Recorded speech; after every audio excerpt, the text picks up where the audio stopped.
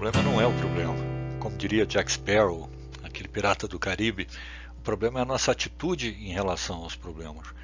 Como lidamos com problemas? Como nós entendemos e aplicamos os diversos métodos, frameworks e ferramentas que temos à nossa disposição? Afinal, como a gente enxerga a solução de problemas? Um formato clássico é o losango, que representa dois movimentos. O movimento divergente, quando nós criamos alternativas, e o movimento convergente, quando tomamos decisões. Uma sequência entre análise e síntese. Não muito satisfeito, o mundo do design dobrou a aposta, dobrou o losango.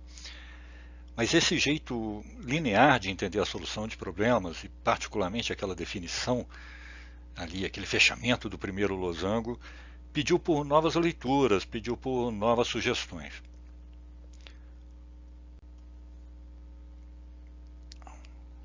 E aí nós ganhamos no mundo do design thinking esse squiggle, que sugere dois momentos e três trabalhos distintos. Mas será que o entendimento do problema, a fase inicial de definição de um problema, precisa ser assim, de fato, tão caótica?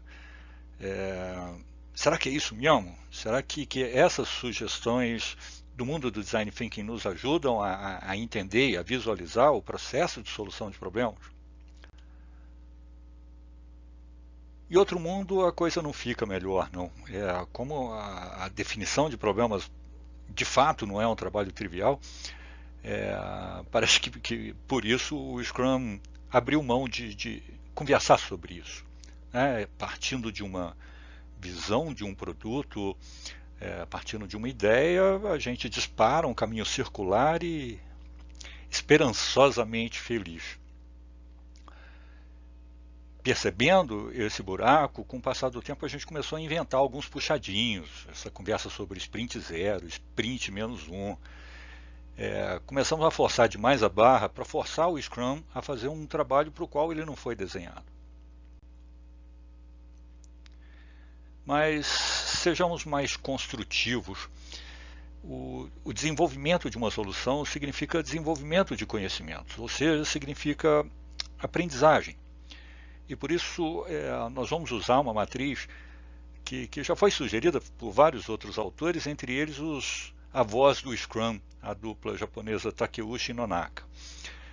Nós, numa primeira dimensão, nesse primeiro eixo, nós temos os trabalhos de análise ou síntese, ou colocando de uma outra maneira, o trabalho de compreensão, de entendimento do problema, e depois o trabalho de criação, de elaboração e criação da solução. Como eu disse anteriormente, isso vem, por exemplo, de Takeuchi Nonaka. Na outra dimensão nós vamos separar o que é concreto do que é o abstrato. Essas distinções nas duas dimensões não são definições binárias, com exceção de dois momentos que eu vou destacar daqui a pouco. Nós temos aqui infinitos tons de cinza entre um extremo e outro dos dois eixos. E a solução dos problemas passa, intencionalmente ou não, nós passamos por esses quadrantes.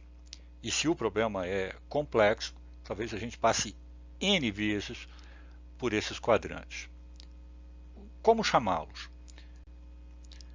Não é coincidência o fato de uma proposta que caiu recentemente, que apareceu recentemente no nosso radar, se encaixar perfeitamente aqui. Eu estou falando do loop OODA. Observe, oriente, decida e haja. Quando observamos, é um trabalho de análise no mundo real. A gente está lidando com fatos, com dados, com coisa concreta.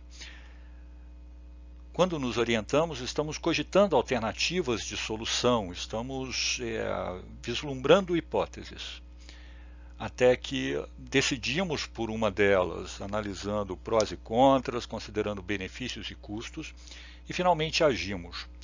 E depois, novamente, observamos, analisamos os dados, as novas informações, e, se necessário, repetimos esse ciclo e repetimos.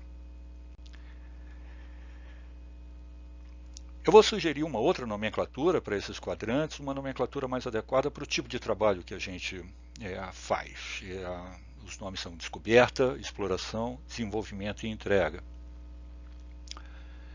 Como os métodos ágeis ou derivados deles e do pensamento Lean, como eles se encaixariam nesse modelo? Repare que todos, com uma variação ou outra, todos têm um viés, eles se encaixam de um lado desse modelo.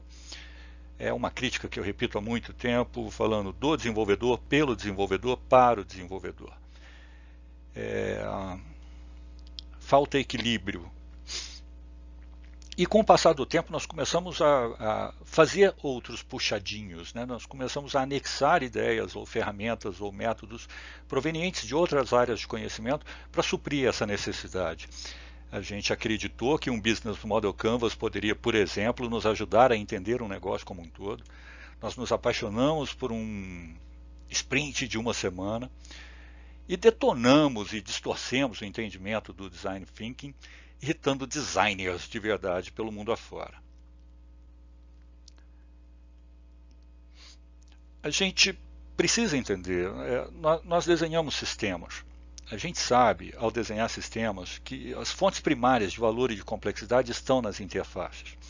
Não é construindo uma colcha de retalhos, fazendo puxadinhos, acrescentando ferramentas, simplesmente jogando ferramentas no nosso dia a dia, que nós vamos ter um sistema, um modelo de desenvolvimento efetivamente rico. Não dá para acreditar em milagres, nem em puxadinhos.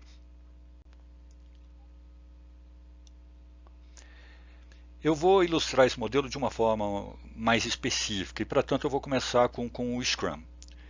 O Scrum começa onde? Propondo uma visão, né? Apresentando uma visão para uma solução, uma visão de um produto. E dessa visão nós derivamos possivelmente OKRs e um roadmap, um mapa para a evolução daquele produto. E daqui, em paralelo, ou um pouco depois, nós passamos a organizar e priorizar o backlog do produto. Reparem na disposição desses elementos, desses itens no nosso modelo. Cada item representa um passo no sentido do concreto e também da síntese. É importante que essa distinção desses movimentos fique claro. Essa é uma grande intenção desse modelo. Seguindo, a partir do backlog, um time define o que ele precisa fazer e como fará. E periodicamente entrega incrementos, eventualmente nós destacamos aqui uma solução, um produto minimamente viável, e depois de alguns ciclos nós temos uma solução completa. Essa é uma visão, não vou dizer assim simplificada, mas talvez um pouco apressada do que é proposto no Scrum, no formato, no framework Scrum original. Falta coisa, né? Vamos lá. Considerando os 4 passos de descoberta, exploração, desenvolvimento e entrega, por onde a gente começa? O que aparece ali na descoberta? Nós temos a gente, nós temos as pessoas, as partes e seus interesses, e precisamos de dados e fatos que confirmem, opa, Houston, temos um problema. É interessante notar, o problema não é visto da mesma maneira por todos os envolvidos, o problema muito dificilmente é 100% definido. Mas é importante esse trabalho de delimitação do problema, de estudo do problema. Para isso nós lançamos mão de diversos modelos e cenários, e projetamos cenários. Nós temos aqui um conjunto, vamos dizer assim, praticamente infinito de ferramentas e de alternativas.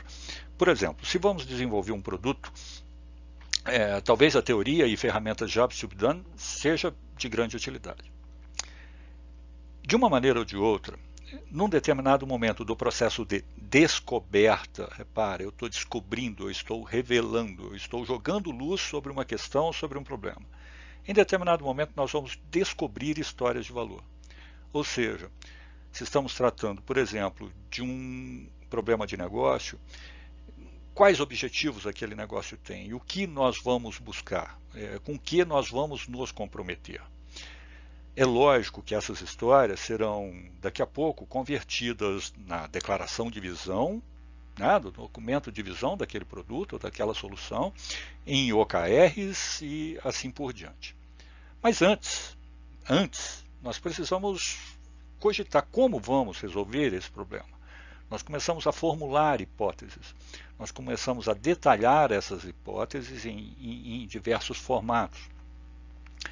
Esse é um trabalho essencialmente criativo, né? Talvez uma das etapas mais ricas em qualquer projeto, em que precisamos criar, precisamos cogitar e avaliar alternativas de solução. Desse trabalho começa a brotar a arquitetura da solução. Está aqui um outro ponto, um outro assunto que eu quero trabalhar um pouco mais. Igualmente como esse lado esquerdo todinho, é um outro tema que eu considero um tanto maltratado nas nossas conversas e artigos e livros e assim por diante. Mas, seguindo. Essa arquitetura começa a ser testada através de protótipos. Alguns autores chegam a sugerir que o produto ou a solução minimamente viável aparecem aqui, no momento da exploração, e não na entrega, como eu sinalizei anteriormente. Essa é uma possibilidade, tá? de tratar ou enxergar um MVP, um MVS, como algo um pouco maior ou um pouco mais rico do que um protótipo. Há quem chame esse movimento, ou esse momento, ou esse lado esquerdo aqui, de um processo de ideação, incepção, até a coisa ridícula do solucionamento, por favor. Na falta de um nome melhor, vamos chamar isso aqui de um Agile Design ou qualquer coisa do tipo. Temos então aqui os 4 quadrantes devidamente preenchidos com um tipo de trabalho que executamos em cada um deles. Eu queria destacar só mais alguns detalhes. Sobre as histórias de valor. Estava falando há pouco. Essas histórias devem ajudar e orientar a criação da visão e, consequentemente, dos OKRs e do roadmap. Quando começamos a detalhar hipóteses e a confirmá-las, e nesse processo é lógico que há um processo de entendimento não só do problema como da solução, existe um momento em que essa história é incorporada ao nosso backlog. É quando a gente fala ready, ou seja, não temos mais dúvida, não temos mais perguntas sobre o entendimento. O que precisa ser feito está muito bem definido e o caminho, já selecionamos um caminho para aquela solução. É isso que determina o pronto. É curioso que esse trabalho acontece em N ciclos e durante todo o projeto. Normalmente, ao utilizar o Scrum, nós chamamos esse trabalho de grooming. E quase todos os autores chegam a falar da separação de algo entre 5% e 10% do tempo de uma sprint para os trabalhos de grooming. Eu tenho 2 perguntas que eu vou deixar aqui para ti. A primeira é, onde ocorre o grooming? É na exploração ou é no desenvolvimento? E por que isso é importante? Mas espera aí, então eu tenho uma terceira pergunta. Será que ao acreditar que 5% ou 10% do tempo de uma sprint seria suficiente, nós não estamos acreditando em milagre novamente? Será que isso é suficiente? Essas questões não são retóricas, mas eu não pretendo respondê-las agora. Seguindo, na medida que entregamos uma solução, e a gente pode fazer N entregas, nós precisamos de indicadores que mostrem, sem sombra de dúvida, estamos realizando as histórias de valor, ou seja, como estamos indo, para onde estamos indo. E só aqui, nessa realização, nós temos de fato o done, né? Olha, está feito, está pronto, finito. Eu conheço gente que tem alergia a sprints, acha que as sprints do Scrum são como prisões de segurança máxima. Ok, vamos eliminar as sprints. Vamos começar a falar então de 2 movimentos, upstream e downstream. Esses termos vêm do Kanban. E normalmente, quando representados graficamente, eles aparecem como 2 linhas paralelas. Essa não é a melhor representação visual para esses movimentos. Nós já vimos esse morro antes. E esse morro vai me permitir até uma provocação, buscar uma música clássica brasileira chamada Como Vais Você, do Ari Barroso, que diz o seguinte: para baixo todo santo ajuda, para cima a coisa toda muda. Para chamar a atenção, esse movimento, não importa se a gente vai chamar de upstream, solucionamento, inception, ideação, Não importa. O que eu gostaria de chamar a atenção é, esse lado esquerdo desse modelo merece mais atenção, merece mais carinho. Vários projetos guiados por métodos ágeis, ou Lean, ou qualquer combinação, vários fracassos que vemos por aí, tem relação direta com um trabalho não muito legal de descoberta e exploração. Mas basta isso? Bastaria assim um belo processo ideal, uma combinação de belas ideias e ferramentas e tudo mais? Não. Em outros vídeos aqui no meu canal eu já citei para vocês o modelo do sistema viável, ou VSM, e eu gosto de apresentá-lo com essas 3 camadas: operações, relacionamentos, transição, identidade e propósito.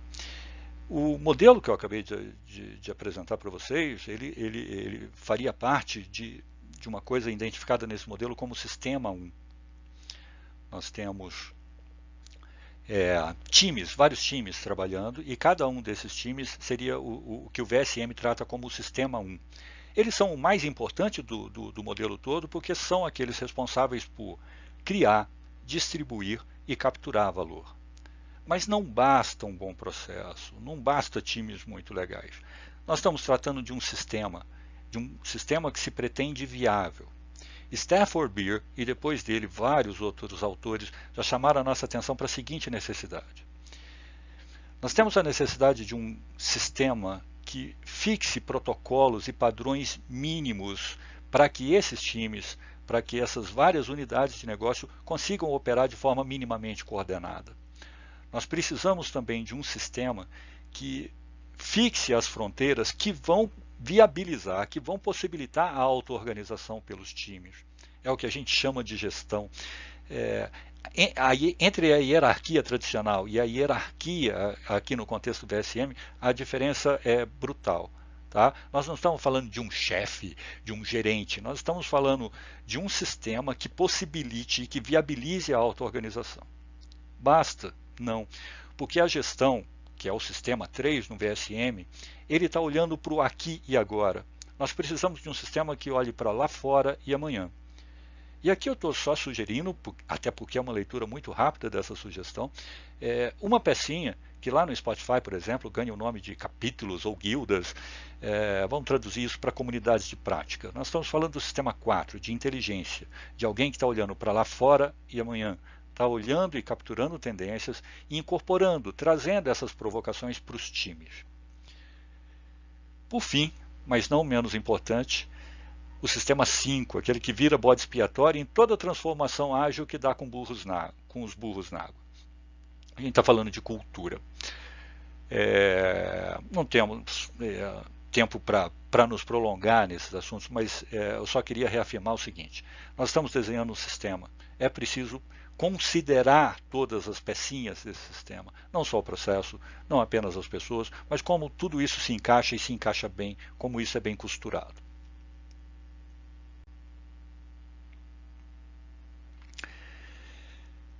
Para elaborar esse modelo, é lógico que eu partia das propostas ágeis, né? Considerando ou exemplificando com 2 dos processos ou frameworks mais populares, mas partimos disso, que bebeu na fonte Lean, mas que infelizmente é uma fonte às vezes muito mal interpretada. Às vezes temos a impressão de que a gente quer virar uma cópia de uma fábrica de carro, e não é por aí, não pode ser. Ambas as propostas, ágil e o enxuto, gostam em várias obras de apontar para uma fonte de inspiração comum, o pensamento sistêmico. De certa forma, eu tentei com essa apresentação colocar essa visão para vocês, esse modelo que deve ser, ao mesmo tempo, sistêmico, enxuto e ágil. O que eu espero com isso? Que a gente converse mais sobre isso. Ok? Obrigado pela tua atenção. Um abraço.